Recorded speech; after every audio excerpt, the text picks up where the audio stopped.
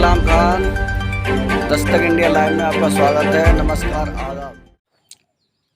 मैं इस्लाम खान, नमस्कार आदाब। आप देखते रहिए दस्तक इंडिया यूट्यूब चैनल। हम मौजूद हैं लोक समाज पार्टी के राष्ट्रीय अध्यक्ष गौरी शंकर जी के यहाँ पर। गौरी शंकर जी ने बताया कि जिन लोगों ने मोदी जी को चंदा दिया, केवल अन्य छोटी पार्टियों को चंदा नहीं दिया, और अगर उनकी पार्टी सत्ता में आती है तो उन लोगों पर मुकदमा चलाया जाएगा और आगे ये नीति बनाई जाएगी कि चुनाव जो हो वो सरकारी फंड से। जैसे कि आपकी लोक समाज पार्टी 2024 में आने वाले लोकसभा के लिए चुनाव लड़ेगी, और आपकी पार्टी अगर जीत कर आती है तो आपकी किस तरीके की राजनीति होगी और आपका चुनाव लड़ने का एजेंडा क्या होगा? देखिए, सबसे पहले जो इलेक्शन कमीशन 2014 से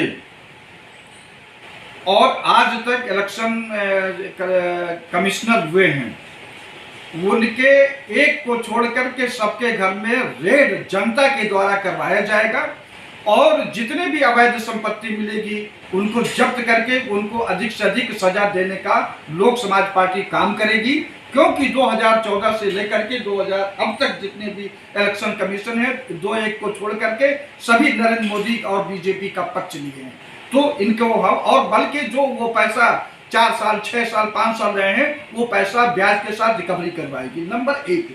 दूसरा, जो पूरे देश में विधानसभा लोकसभा का चुनाव है, जस्टिस BM तारपंडे के समिति की जो रिपोर्ट है उस रिपोर्ट को लागू करेगी, यानी विधानसभा लोकसभा का चुनाव सरकारी फंड से कराया जाएगा। और जो ये चुनावी बांड में घपला हुआ है, जितने व्यापारी लोग हैं, जितने कारपोरेट घराने लोग हैं, नरेंद्र मोदी को ही पैसा दिए हैं, बीजेपी को पैसा दिए हैं, उसके लिए जवाबदेही उन पर मुकदमा चलाया जाएगा कि आपके खिलाफ आपने उनको ही क्यों दिया, दूसरी छोटी मोटी पार्टियों को आपने चंदा क्यों नहीं दिया, एक लोकतंत्र को कुचलने के लिए आपने दिया है, तो उन पर भी कार्रवाई लोक समाज पार्टी ये करेगी। और जो न्यायिक सुधार है, न्यायिक सुधार में सबसे पहले इस भारत में जो हाई कोर्ट के जजों की नियुक्ति का मामला है, इसमें पूरे भारतवर्ष में आर्टिकल 217 के अमेंडमेंट करके एक हाई कोर्ट जुडिशियल कमीशन की स्थापना करेगी, जिसमें देश के लॉ प्रोफेसर होंगे चुनिंदा, उनको जिम्मेदारी की दी जाएगी कि आप पूरे देश में जितने भी जजेस की कमी है उनकी नियुक्ति के लिए लिखित परीक्षा कराइए, जो पास हो हाई कोर्ट जज बनेगा, और जजों का महाभियोग जो है वो खत्म कर दिया जाएगा। आप सरेआम घूस लेते हो और देश इतना लाचार है कि आप पर को मुकदमा चलाना दूर तो आपको हटा नहीं सकता है, तो ये सब चीजें खत्म कर दी जाएंगी।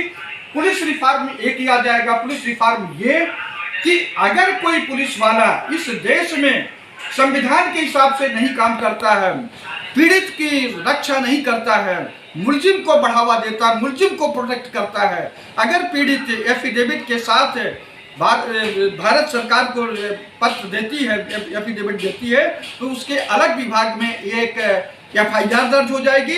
FIR दर्ज होने के बाद जांच करने पर अगर ये पता चलता है कि इस पुलिस वाले ने गलती किया है, तो उसके खिलाफ 10 साल की सजा का कानून बनेगा, और वही ये छुटकारा नहीं पाएगा। जितने साल वो सरकारी नौकरी किया होगा उतने साल का वेतन उसके घर बेच करके वो रिकवरी कराया जाएगा, ये वापस भारत सरकार के खजाने में या राज्य सरकार के खजाने में वापस लाया जाएगा। और उसके साथ पूरे देश में एक समान शिक्षा नीति लागू की जाएगी। गरीब का बच्चा हो, अमीर का बच्चा हो, 12वीं तक का शिक्षा मुफ्त की जाएगी। हायर एजुकेशन, जितने भी प्राइवेट कॉलेज इंस्टीट्यूशन बने हैं, काले धन से सबको राष्ट्रीयकरण कर दिया जाएगा। अटल बिहारी वाजपेयी से लेकर के नरेंद्र मोदी तक जितनी सरकारी संपत्ति प्राइवेट हुई हैं, उन सब का राष्ट्रीयकरण कर दिया जाएगा। आज के डेट में, आज के समय में सरकारी नौकरी करने का अधिकार लगभग खत्म कर दिया गया है, और उसमें जब राष्ट्रीयकरण हो जाएगा तो देश के जितने भी युवा होंगे जो उस नौकरी के काबिल होंगे, सबको सरकारी नौकरी करने का अधिकार मिल जाएगा। सरकार जो ठेके पर नौकरी की बात है वो खत्म कर दिया जाएगा।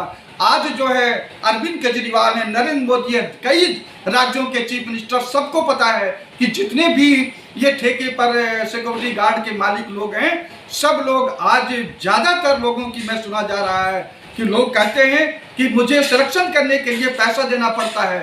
एक तो ये कहाँ ये बात हो गई भाई। तो ये सब चीज़ें बहुत ही शोषण की जरिया बन चुकी है। निजीकरण, ठेकेदारी एकदम खत्म कर दिया जाएगा।